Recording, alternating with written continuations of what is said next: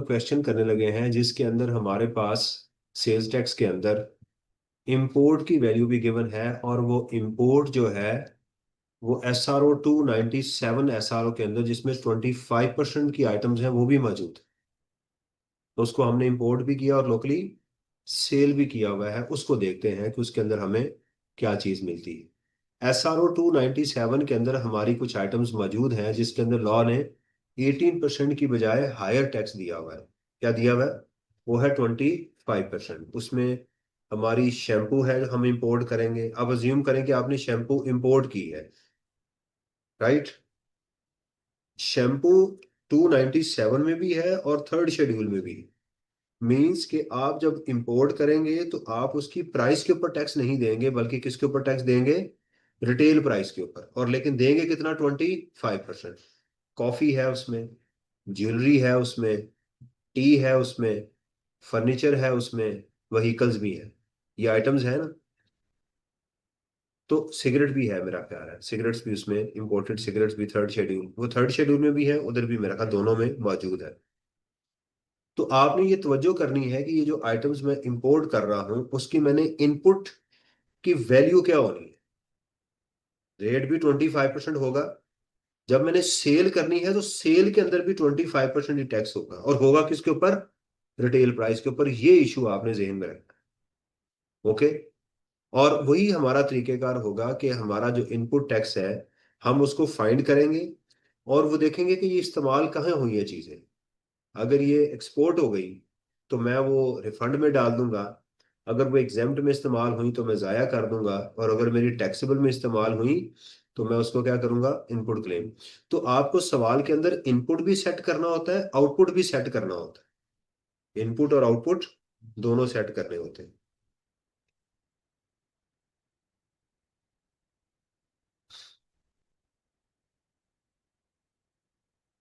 ये ऑटम लिखेगा, ऑटम 2024 का ये क्वेश्चन है, और इसकी रिक्वायरमेंट है अगस्त की। कहता है जी इसका वही टिपिकल इसकी रिक्वायरमेंट होगी। Compute amount of sales tax payable refundable and amount of input tax to be carried forward. Output tax payable कहाँ से आएगा? Output minus input, minus input add further tax. ये वही फॉर्मूला जो मैंने आपको बताया हुआ है कि output tax less input tax, less input tax और एड फर्दर टैक्स। और बाद में तो आपका जो रिफंड है वो कहाँ से आएगा? फिफ्थ शेड्यूल से। और आपका कैरी फॉरवर्ड कहाँ से आएगा? 90% की रिस्ट्रिक्शन से या फिक्स एसेट। तो ये पहले आपको पता होना चाहिए कि मुझे ये चीजें एग्जाम में गिवन हो सकती हैं। कहता है जी unless specified otherwise all payments are made by cross cheque और pay order, all the above figures are exclusive of tax except where it is specified sales tax rate is 18%। कहता है कहीं पर आपने खुद से अज्यूम नहीं करना इसमें सेल्स टैक्स शामिल है, जहां पर बताया जाएगा वहां पर। Sarmaya is associate is engage in the manufacturing and supply of personal care items. It is registered with the sales tax authorities importer and distributor. अगर खाली डिस्ट्रीब्यूटर होता तो फिर इसके ऊपर 8B नहीं लगना था। फिर 90% का रूल इसके ऊपर apply. The following information is extracted for the month of August. Purchases from register. अब देखिए इस सवाल के अंदर ये डिफरेंट है, इसमें कोई डेटा गिवन नहीं है। ऊपर ना सेल गिवन है ना परचेज गिवन है, उसमें कोई चीज उसने नहीं बताई। बिल्कुल डिफरेंट क्वेश्चन है। Purchases from registered suppliers raw material for manufacturing taxable and exam supplies ₹870 and this respectively. ये कॉमन नहीं है। ये इससे आपका इनपुट निकलेगा और ये आपका जाया होगा। ये कॉमन, यानी ये वाला इनपुट आपका डायरेक्ट क्वेश्चन के अंदर चला जाएगा। पहली बात तो ये टैक्सेबल बता दिया ना उसने।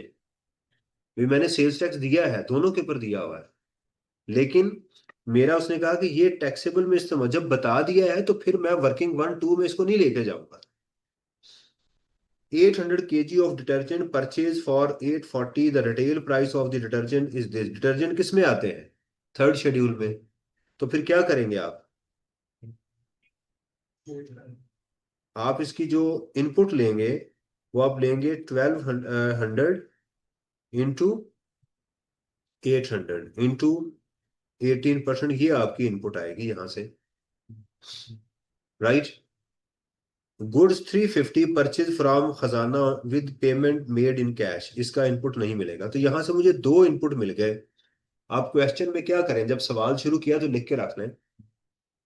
जो नजर देखिए, जो नजर आ रहा लिखते जाएं चुप करके। इनपुट आ गया, इनपुट आ गया, ये लाइन इग्नोर है, इग्नोर कर। आगे purchase of taxable goods from unregistered supplier, इसको भी इग्नोर कर दें। लिखें जरूर पेपर में, लेकिन इसके आगे डैश कर दें, अनरजिस्टर्ड से हमने परचेज की है। Import of 2000 bottles of shampoo from France valued at 2 million. The retail price is 1900. Right, तो इसमें क्या करेंगे आप, 2000 मल्टीप्लाइड बाय 1900 इंटू 25%, ये भी आपका इनपुट आ गया। सही है, सादा चीज इंपोर्ट की है ना, शैम्पू है। शैम्पू थर्ड शेड्यूल में है, इसलिए मैंने रिटेल प्राइस ले ली। शैम्पू जो है वो SRO 297 में है, मैंने इसलिए रेट उसका 25% ले लिया। Okay. Acquisition of machine value rupees this inclusive of 10% markup, inclusive of 10%। इसको सेट करें, डिवाइड करें 1.10 पे, 110% है। Under a hire purchase agreement a down payment of this was made during the month with the remaining amount paid in this starting. तो इसका क्या होगा, 275 divided by 1.1 multiplied by, ये भी आपका इनपुट आ गया, ये भी आपका। अभी मैं इनपुट की सारी कैलकुलेशन उठाता जा रहा हूं, क्योंकि मुझे अभी तक नहीं पता कि आगे मेरी सेल एग्जेम्प्ट है या टैक्सेबल है। ऊपर उसने सिर्फ इंफॉर्मेशन दी है। सप्लाईज आ गई, supplies to registered person. Toilet soap value rupees this, toilet soap किस में आता है, रिटेल गुड्स में। Supply to factory in EPZ for consumption by the factory staff. Export processing zone में अगर आप सप्लाई दे, उन्होंने मैन्युफैक्चर करनी है, उसमें इस्तेमाल हो रही है तो जीरो रेटेड होगी। लेकिन अगर उन्होंने कंज्यूम करनी है खुद, जैसे स्टाफ ने इस्तेमाल करनी है, अब ये जीरो रेटेड नहीं है। आप ये टैक्सेबल सप्लाई आपकी कहलाएगी, ये आपका आउटपुट है, मैं इधर लिख रहा हूं। अब आउटपुट की तरफ आ गया। 500 kits of shaving cream supplied for consumption on board an aircraft proceeding from Karachi to New York. These kits were purchased on credit from a distributor on 1st February. The retail price of each kit is 1200. Payment of these kits is still outstanding. अब देखिएगा, पहली बात है कि shaving cream की जो kit है, क्या शेविंग क्रीम थर्ड शेड्यूल में है? yes, है। शेविंग क्रीम किसमें है? थर्ड शेड्यूल में है, बिल्कुल। तो हमें क्या करना है, उसकी रिटेल प्राइस ढूंढनी है, वो है 1200 रुपया। कितनी? 1200 रुपया। इसके अंदर इनपुट मौजूद है या आउटपुट मौजूद है या दोनों मौजूद है?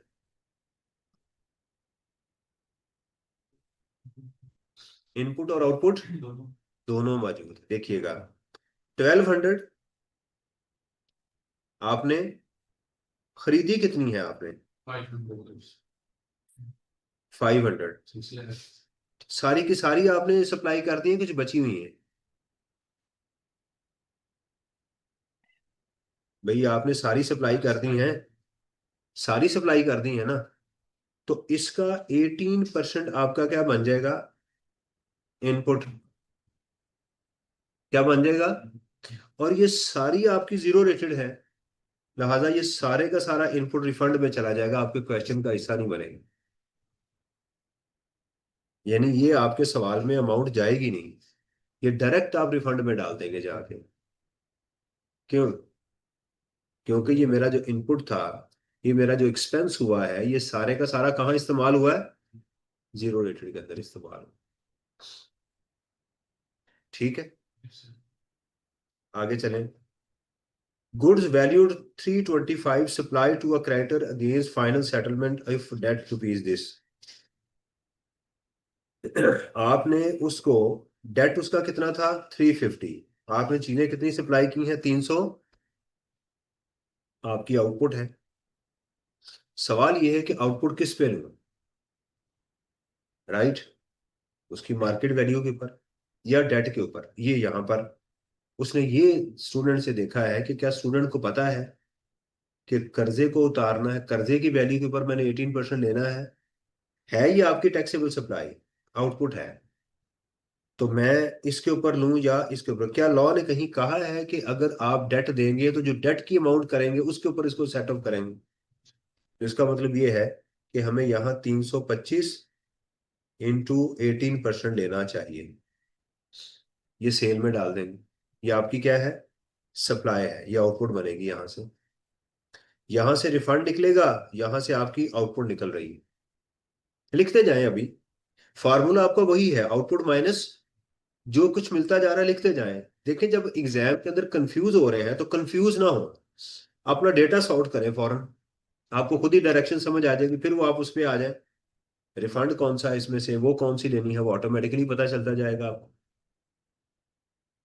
देखिए क्वेश्चन बहुत भी बुरा हो ना मैं डेटा एनालिसिस पेपर में जरूर करके आता हूँ। एग्जामिनर कुछ ना कुछ नंबर दे देता है उसके भी। 20 नंबर का सवाल है। आप हथल हो गए हैं। आपको कुछ भी पता नहीं चल रहा कि क्या हो गया कंफ्यूज हो गए। भाई जो लिखता जा रहा है वो करते जाएं उसके आगे लिखते जाएं ये जो जिस स्टूडेंट ने प्रैक्टिस की होती है वो कहीं ना कहीं पहुंच जाता है। ये मैं बता दूंगा कोई ऐसा नहीं होता कि कहीं भी नहीं पहुंचता। Goods value this sold to असासा are registered retailer on this date. हम कहां पर हैं बार बार देख रहा हूं। अगस्त में ही है। मैंने इसको सप्लाई दी है 90% of goods were delivered to AC during the month, with remaining 10% to be delivered in September due to the shortage of storage space. AC warehouse, as per the agreement, AC makes payment to SA at the time of delivery of the। वो कह रहा है total goods इतने की बेची हैं उसमें से 90% उसने डिलीवर कर दी है 10% डिलीवर करेगा। आउटपुट है ना आपका। किस पे लेंगे सवाल ये है 90% पे लेंगे या 100% पे लेंगे। क्योंकि मेड अवेलेबल है। तो इसलिए यहां पर आप इस वैल्यू का जो 7931000 है इंटू 18% ये आपका आउटपुट आ जाएगा। Supplies to unregistered person 500 bottle of imported shampoo sold for this to a retailer. ये भी आउटपुट है। कितने की ये शैम्पू किट थी 1200 की थी। श्योर। तो आप क्या करेंगे यार वो शैम्पू किट थी ना 1900 की थी। तो 500 इंटू 1900 इंटू 25% इंटू 25% ये आपका आउटपुट आ जाएगा यहां से। क्या फर्दर टैक्स लेंगे द आंसर इज नो। क्योंकि रिटेल गुड्स के ऊपर वैसे भी फर्दर टैक्स नहीं होता। रिटेल गुड्स के ऊपर वैसे भी फर्दर टैक्स नहीं होता। Goods this supply to end consumer इसके भी आप क्या करेंगे 18% लेंगे। ये आपका आउटपुट है लेकिन इसके ऊपर फर्दर टैक्स नहीं लेंगे।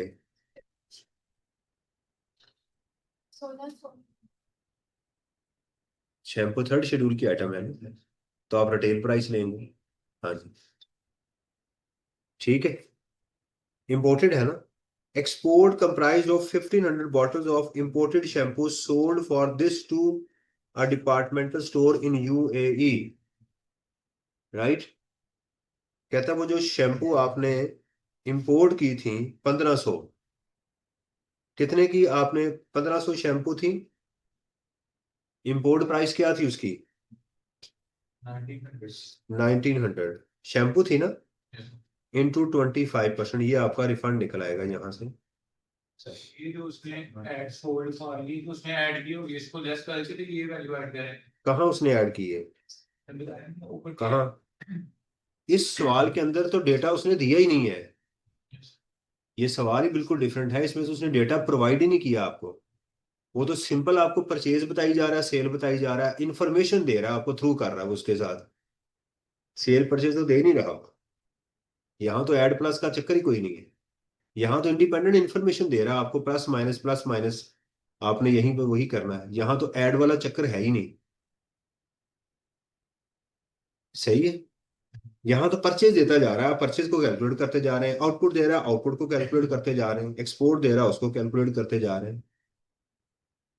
क्लियर। अब इसका जरा सोल्यूशन मैं आपको दिखा देता हूँ।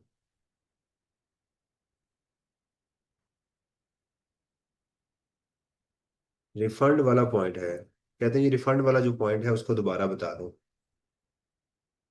कहता है शेविंग क्रीम जो थी वो हमने एक एयरक्राफ्ट में सप्लाई कर दी जो कि जा रही थी। लॉ ये कहता है कि अगर आप किसी कन्वेंस, वो एयरक्राफ्ट हो, वो शिप हो, कोई गाड़ी हो जो कि पाकिस्तान से बाहर जा रही है, और उसमें कोई चीज सप्लाई करें जो उसमें यूज हो जानी है कंजम्पशन के लिए, तो उसका सारे का सारा सेल्स टैक्स आपको रिफंड मिल जाएगा। सारे का सारा सेल्स टैक्स आपको, ये लॉ कहता है। अब हमने जो शेविंग क्रीम थी वो जो हमने वहां पर सप्लाई की है उसका क्या करना था, हमने रिफंड लेना था। क्या करना था, वो मैंने यहाँ रिफंड कैलकुलेट किया है। एक रिफंड यहाँ से आ गया और एक मेरा शैम्पू से आ गया हुआ है यहाँ से। कहाँ गया वो, ये वाला। तो दो जगहों से मेरा रिफंड आया है, यहाँ से और उधर से। क्लियर। तो आप पहले इनपुट कैलकुलेट करें, फिर आउटपुट कैलकुलेट करें। राइट। यहां मुझे अपोर्शनमेंट भी कहीं नजर नहीं आई, उसने एग्जाम्ड का अलग से दे दिया, जीरो रेटेड का उसने अलग अलग बता दिया, हर चीज वो अलग अलग बता रहा है। ये मुझे, ये क्वेश्चन भी आपने मुझे क्वेश्चन बैंक में ऐड करना चाहिए। हाँ, यानी इसके अंदर अपोर्शनमेंट है ही नहीं। इसमें अपोर्शनमेंट उसने हर चीज का उसने रिकॉर्ड रखा हुआ है, ये टैक्सेबल है, ये एग्जाम्प्ट है, ये जीरो रेटेड है, वो सारा उसने बताया हुआ। इसका मैं सोल्यूशन दिखाता हूँ आपको। जी, अपॉर्चुनिमेंट है ही नहीं। देखिए मेरा नहीं ख्याल कि जितने मैंने आपको आज क्वेश्चन करवाए हैं इससे हटके उसको कोई खारिश हो, एग्जामिनर को कोई अजीब सा क्वेश्चन बना दे। मेरा मेरा नहीं ख्याल, मैंने पिछले समझे कि पिछले 15-20 सालों का सारा डेटा आपके सामने रख दिया हुआ है।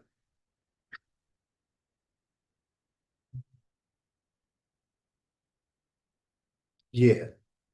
अब इसको एक दफा देख लेते हैं हम।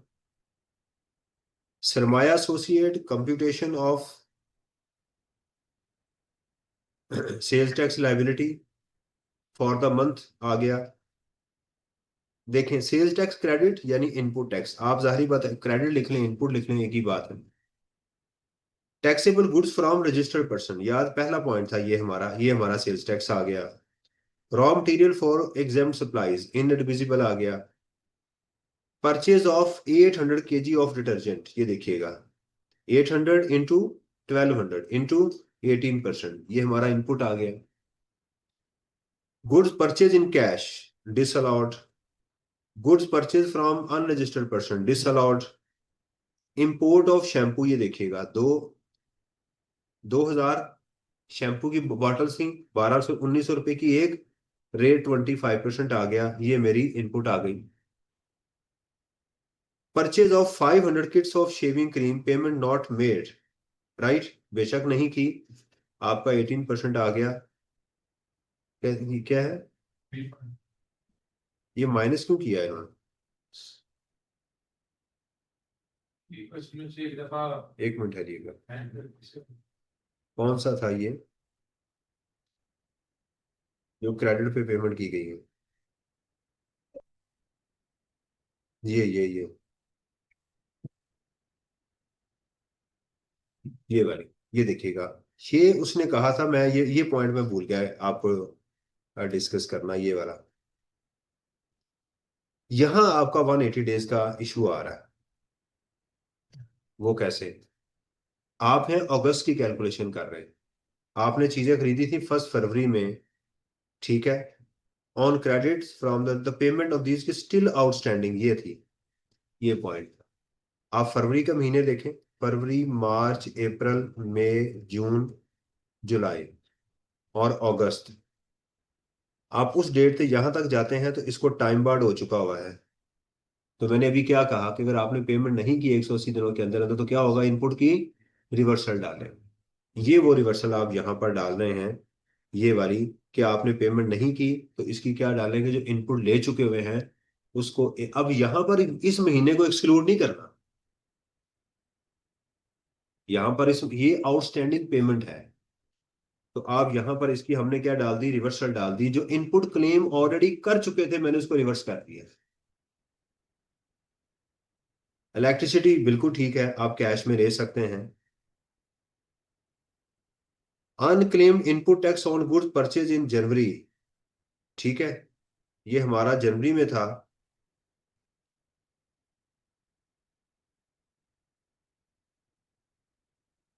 ये तो ब्रॉड फॉरवर्ड होके आ रहा है ना, ये वही अमाउंट है ब्रॉड फॉरवर्ड वाली।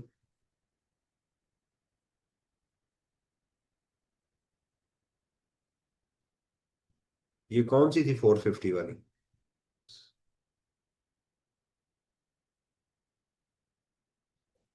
वो नीचे ये सॉरी, ये मैंने पढ़ी नहीं। ये इलेक्ट्रिसिटी बिल था including sales tax of this, ये मैंने पढ़ा ही नहीं। इन जनवरी ऐसे purchase taxable goods this the input tax of this on were inadvertently left unclaimed. तो हम अगस्त में है ना, अगस्त में है, अगस्त में, ये तो जनवरी का है, तो इसको 6 माह से ज्यादा हो चुके हुए हैं, मैं इसको भूल गया था, ये आप क्लेम नहीं कर सकते।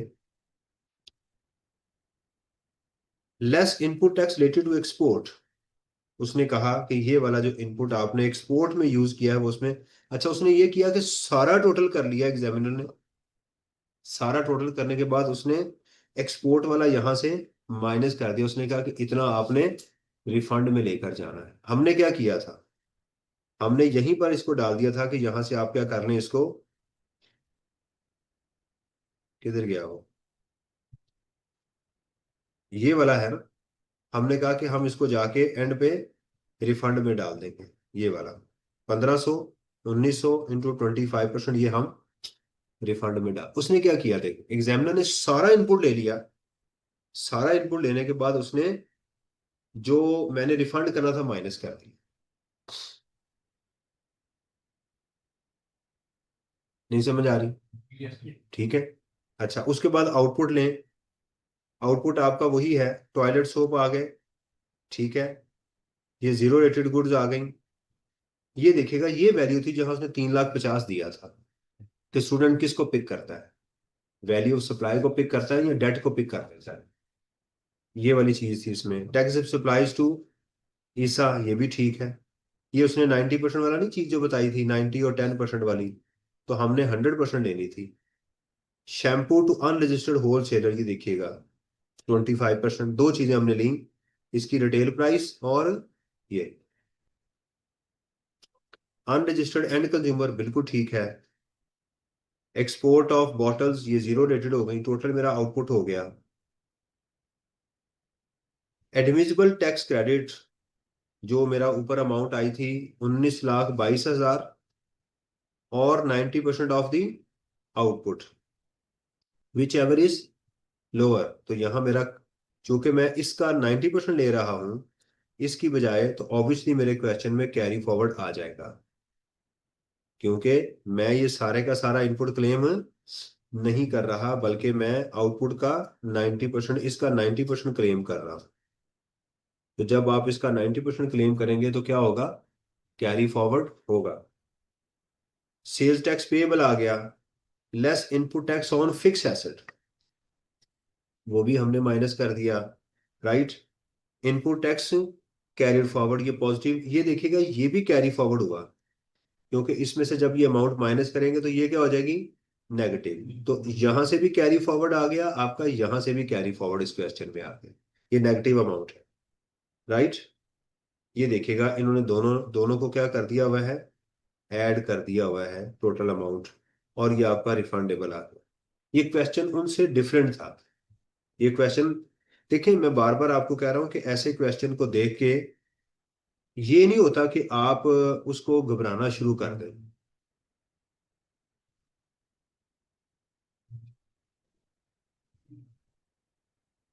हाँ, वो मैंने अभी पढ़ी है बाद में, एडिशनल इंफॉर्मेशन जो थी। तो ये जो क्वेश्चन मैंने अभी सरमाया एसोसिएट का आपके साथ जो डिस्कस किया है, ये उन तो क्वेश्चन से डिफरेंट था। इसके अंदर उसने हमें डेटा ही प्रोवाइड नहीं किया, बल्कि जस्ट इंफॉर्मेशन थ्रो करता रहा हमारे ऊपर। ये परचेज है, ये सेल है, राइट। देखिए मैं बाद में बता दूं कि कैफ लेवल के 2 के ऊपर इस तरह का क्वेश्चन एक्यूरेट करना जो है वो तकरीबन नेक्स्ट टू इम्पॉसिबल होता है, नेक्स्ट टू। लेकिन लोग गोल्ड मेडल भी तो लेते हैं ना। ठीक है, समझ आ रही, वो कैसे लेते हैं? बात ये है कि अंधों में काना सरदार, वो जो ऊपर वाला है वो उठाते हैं। अगर टोटल किसी ने 80 लिए हैं, किसी ने 81 ले लिए हैं, तो ये उसमें क्रॉस कर रहा है, हालांकि उसने भी 19% पेपर गलत किया हुआ है। तो इसलिए एग्जाम के अंदर ये बात याद रखिए, ये चीज से घबराया नहीं जाता। आपको ये पता होना, मेरा नहीं ख्याल कि मैंने जो आपको जितने क्वेश्चन आज डिस्कस किए हैं सेल्स टैक्स के, इससे बाहर भी आपको क्वेश्चन वो दे सकता है, वल्लाह आलम इस सवाब, अल्लाह ताला उसको हदायत दे। वो ऐसा बंदा हो सकता है जिसकी 6 बेटियां वो साथ में फिर पैदा हो गई है, तो उसने कहा कि इंशाल्लाह ताला मैं अब पूरे पाकिस्तान में किसी को पास नहीं होने दूं। कोई ऐसा ही बंदा जबरदस्त हो सकता है। वरना जो अक्लमंद होगा तो उसको पता होगा कि इस बच्चे ने जिंदगी में कभी टैक्स नहीं पढ़ा, पहली दफा ये टैक्स पढ़ रहा है, तो इसके साथ क्या सलूक होना चाहिए। समझ आ रही? तो इसलिए मैं आपको एक चीज बता दूं, मैं एग्जाम में जब पेपर दे के निकलता था तो मैं स्टूडेंट से पूछता था कि यार पेपर कैसा था, अगर वो कहते थे आसान है तो मैं परेशान हो जाता था। अगर वो कहते थे मुश्किल है तो मैं फिर खुश होता था। क्यों? भाई जब पेपर मुश्किल आता है तो एग्जामिनर का हाथ जो है, मुश्किल आता है खुल जाता है, वो सखावत की तरफ चलता है फिर वो। क्योंकि हर पेपर ही औखा आ रहा होता है ना। और मैं अल्लाह से दुआ करता था कि मेरा पेपर पहले 10 पेपरों में से ना हो, क्योंकि पहले तो वो नॉर्मल मोड में चल रहा होता है ना। जब पहले 10-12 पेपर औखे चेक कर लेता है ना, उस पर उसका हाथ खुल जाता है कि नहीं यार ये तो सारे फेल हो रहे हैं। फिर वो लिवरेज देता है, फिर वो स्टूडेंट को। तो बहुत सारे फैक्टर आपके कंट्रोल में नहीं होते, ये बात याद रखें, ये हमेशा याद रखें। पास फेल करना अल्लाह ताला ने करना होता है, ये इसके साथ बहुत। आपकी उस वक्त तबीयत सेट हो, आपके जहन में वो पॉइंट क्लिक कर जाए, आप एग्जामिनर के मुताबिक कर दें। आपका जब पेपर चेक कर रहा हो, एग्जामिनर का मूड बहुत अच्छा हो, जिंदगी में पहला बेटा अल्लाह ने उसको दिया है, उसको खुशखबरी मिली हुई है, आपसे पहले वो गंदे पेपर चेक कर चुका हुआ है, आपका पेपर बाद में आया है। लेकिन अगर आपका पेपर से पहले बहुत टॉप के पेपर वो चेक कर चुका है, पेपर बेशक मुश्किल था, आपको ठोकेगा वो। ये फैक्टर तो आपके कंट्रोल में नहीं है ना। आपका काम क्या है? ये देखें, ये जो चीज बता रहा हूँ ये 10% होती है, ये जो मैं बता रहा हूँ 90% आप जो प्रोड्यूस करते हैं उसके ऊपर वो चल रहा होता है एग्जामिनर, आम खानी गलत करता है। तो इसलिए आपका काम ये होता है कि आप जो चीज मिली है आपको, आप उसको तसल्ली के साथ करें, सुकून के साथ करें। जो आपको समझ, जो पैरामीटर बताएगा उस पैरामीटर में रहे। बिजनेस का क्वेश्चन आया ऐसे करना है, राइट। आपका क्वेश्चन सेल्स टैक्स का आया ये तरीकेकार है, उस मॉडल को जहन में ले, सैलरी के लिए ये मॉडल जहन में बनाना है। आप वो क्वेश्चन करते जाए। थ्योरी का क्वेश्चन आया, उसने कंडीशन बताई है मुझे, कौन सा एरिया जिसने हिट किया हुआ है, आप उस पर हिट करें। इंशाल्लाह ताला अल्लाह ताला उसमें मदद करेंगे। मेरा ख्याल है कि सेल्स टैक्स में हमने काफी 6 घंटे लगा ले हैं। It's okay. कल से फिर बिजनेस को हम जरा देखें, ठीक है। तो कल भी इंशाल्लाह आपसे इसी टाइम पे मुलाकात होगी। अटेम्प्ट किस तरह करें, एंड से